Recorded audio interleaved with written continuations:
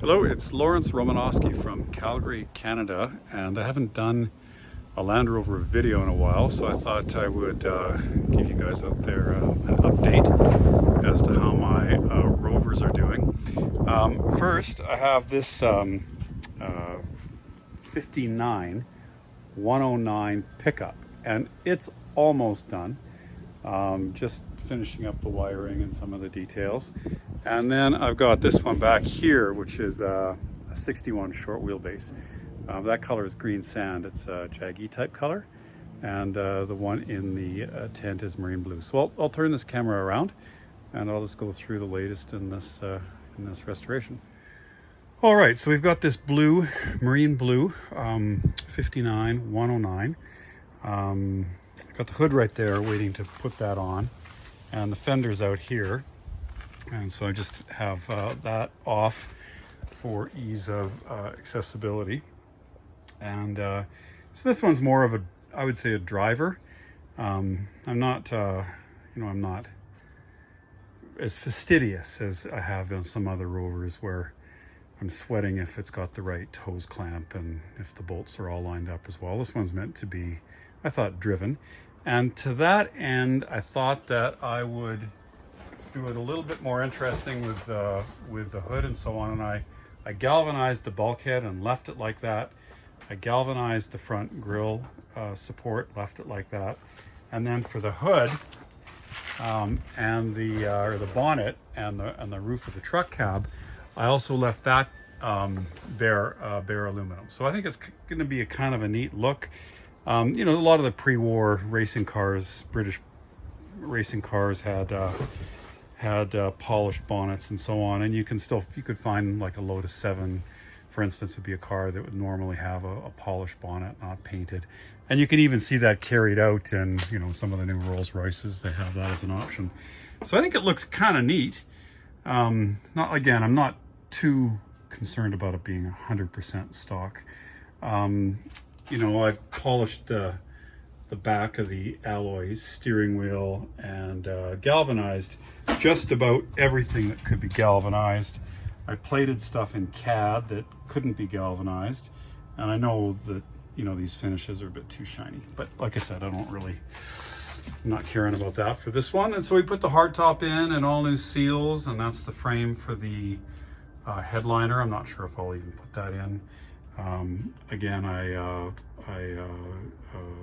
stripped and polished the wiper motors. And right now I've got windshield wipers to put in. I've got seat belts to put in. I've got to finish wiring up the instruments, the safety gauge. Again, I left all of this bare metal, and the floorboards are as well. I've got mats in there, but I left those as well. Got new seats from Exmoor. That's the gray elephant hide, and like I said, I galvanized basically anything that I could. I even galvanized the wheels, which you have to be careful to sand where the bead touches the rim, just so it's not rough. So I did all that, and then I sanded down the inside and then spray painted it, and then mounted the tires. So, but I think it'll look pretty cool when it's done. I've got these military they're not overriders, I guess, bumper extensions, I suppose. And then this is the military bumper with the center pintle. And I'm leaving the Land Rover badge silver as well. Okay, so really there's not too much painted. The vents, the door tops, the door bottoms, and the rear box.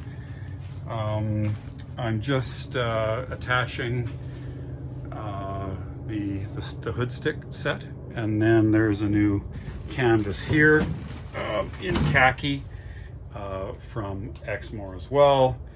I did a little artistic license with the jack.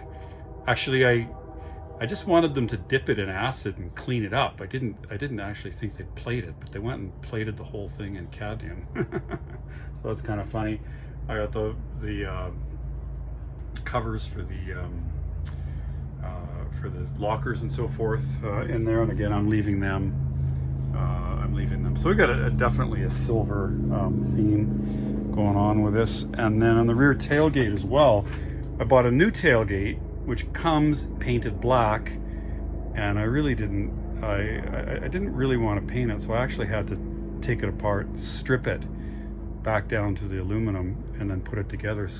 So the panels are aluminum, but the top is galvanized. And then I wanted to, even the galvanized was painted, and I didn't want that. I wanted the galvanized finish on the back of the tailgate. So this is, I think this is like a 90 tailgate, not a Series 2 tailgate, but whatever. Stronger. So anyway, but most of those again would be painted, and this one I decided to just use the galvanized finish, and along with the bare aluminum for the corner supports. So anyway, I think it's kind of nice. I'll be able to show you a little bit more when it's out in the sun.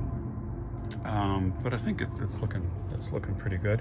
And the frame also, of course, I galvanized, and so it's all been completely stripped, and all the plates, all the brackets, all that stuff's been either galvanized or CAD plated, or sandblasted and painted. So everything's got a coating on it. Everything's been apart, and so any fastener, there's no rust on any fasteners on the entire car. So that said, it's not a trailer queen. It's kind of just meant to be driven. But I did it with the aim of preserving it. In other words, if you coat all the fasteners and all the parts and galvanize what you can, then it could be good for another 50 years or more. Normally the hinges are painted, but again, those are things that are galvanized. And I'll just get you a close look. The heater was a kind of a pain. It's a Kodiak heater, but I didn't realize at the time there's like 5 different kinds of Kodiak heaters, all dealer installed. All the Kodiak heaters are made in North America, and the way the dealers installed them was all a little bit different in different places and so on. And so I was mixing and matching bulkheads, and then I ran into the problem of also having the aperture where the heater goes through the bulkhead. That's different for every Kodiak heater, so that's proved to be quite a challenge. But anyway, we got one that works. This is a Mark II Kodiak heater, I believe, and it sits quite high up on the bulkhead. The other ones sit flush with more of the heater inside the cab. And I'm just getting out these. I'm trying to get as many NOS parts as I can.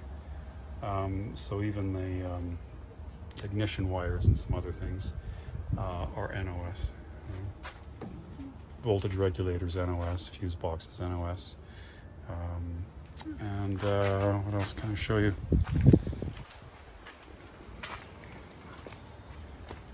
And this is in the wrong place. It's too far to the side. It'll foul the fender when it's here.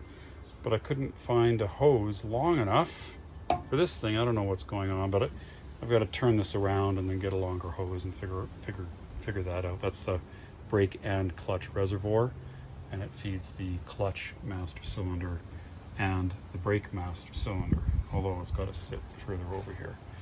So we have a new starter, like one of those high performance starters, but I have the old generator, which still works fine. Many of these would have been converted to alternators, but I left it alone. Okay, and then I've got this guy here. So these are both Series 2, not Series 2As. And so I've got this one here, and I've got all the body work done, and the whole thing taken apart, which is the biggest job. And then again, every part has been plated or coated or painted or something. So I have this one completely stripped down and in the paint, and I've been working on getting all the new parts for it. We have a galvanized frame again, galvanized front bumper. I don't know if you can see, the underside of the hood is a galvanized frame. And then this one has a lot of NOS. Now this guy here, the short wheelbase, this one I'm going to pay a lot more attention to strict originality with, even though the paint's a jag color. You can see these buckets of parts. that I've had all galvanized or CAD plated. So every bit of it has been had something done to it. And then, well, that's the roof rack, the Brown Church roof rack for the truck. And then I'm just sifting through all this mess, and it's like, oh my goodness, there's lots of parts. So I've got the rest of the interior, the seat belts, the Hardura for the lining, rear seat frames. I've got all the rubbers, the weather stripping, hoses, heater assembly, glass, side glass. Those are the brackets for the rear jump seats, which I'm actually not going to use. And then all the other bracketry, radiator, shroud, heat shield. Steering wheel I've repaired with epoxy, but have to sand it down. There's all the instruments that I need to go through. The hinges, all the brake work, all the hoses, shoes, switches, fittings, the lights, grommets, more hoses, more fittings, wiring, Lucas headlamps, Lromanosky side steps and a rear step, and you know, the wiring loom and so forth. These bits have all been sandblasted and given a base coat, sprayed, so pedal boxes and you know, just different steering arms, pedals, etc. And I was lucky enough to find a lot of Atlas parts for the car, so those are on it now. And, so there we go. It's the blue one isn't too far away, maybe 20-30 hours, and this green sand one, I'd say I'm probably half done it, because, and I've done the ugly hard part, which is like taking the thing apart, which is not much fun, and running around and going to the place to coat the bolts, and going to the sandblaster, and going to the galvanizer, and going to the paint shop, and placing all the orders and all that. So I've done all of the kind of the hard bit. This is now where it kind of gets fun, and you have a nice clean Rover, and you get to go assemble it. And, so I'm looking forward to starting that one as well. Okay. Thank you very much, Lromanosky from Calgary, Canada, and hopefully we'll give you one of these next videos with this one driving. Okay, thanks.